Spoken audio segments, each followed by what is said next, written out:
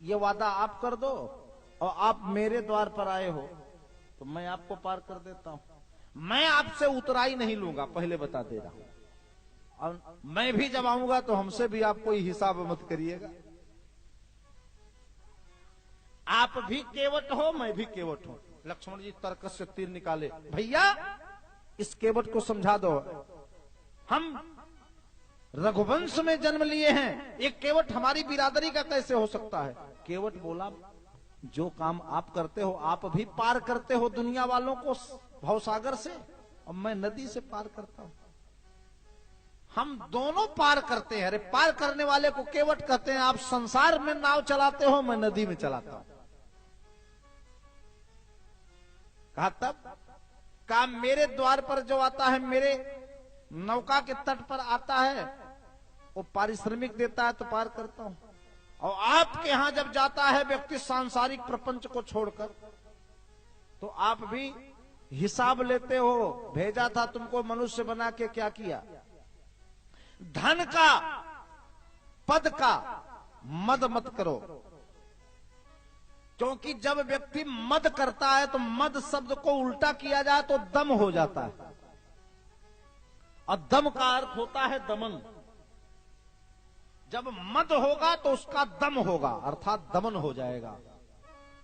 इसलिए मद नहीं करो। भगवान ने यदि बलवान बनाया है, बुद्धिमान बनाया है, यशमान बनाया है, तो विनम्र रहो। जिस पेड़ में फल आ जाता है वो झुक जाता है।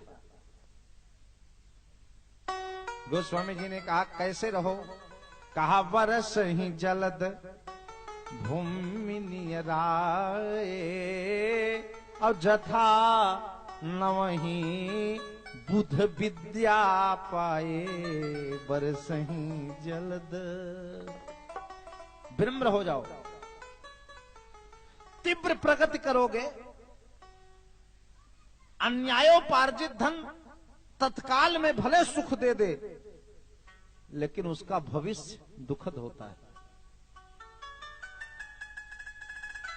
एक बरगद के पेड़ पर, बटवृक्ष के नीचे रामचरितमानस की कथा सुनने का विशेष महत्व बताया है उत्तरकांड में बाबा ने, और संयोग से हम लोग बटवृक्ष के नीचे कथा सुन रहे हैं।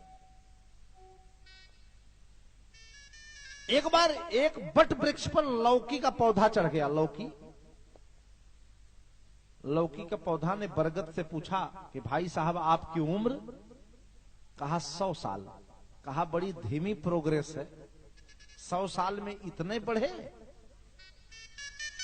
4 महीना में आपसे ऊपर जाने का नंबर। बरगद बोला कहना तो सही है, लेकिन 3 महीना में सूख गिर भी जाओगी। इस 100 साल में कितनी लौकी आई और चली गई, हम यथावत बने हैं। तो जीवन में उत्थान बटवृक्ष की तरह से करो, हिमालय पहाड़ की तरह से करो, सागर की तरह से जीवन में गहराई लाओ, क्षुद्रता मत लाओ। क्योंकि जब जल बरसता है तो शुद्ध होता है, लेकिन जब धरती पर आता है तब रंगहीन हो जाता है। मिट्टी का स्पर्श होता है, जब आकाश से बूंदें टपकती हैं शुद्ध होती। Water falls from the cloud, it is uncontaminated like distilled water, water soon touches the ground, muddy and discolored, virginal, pure and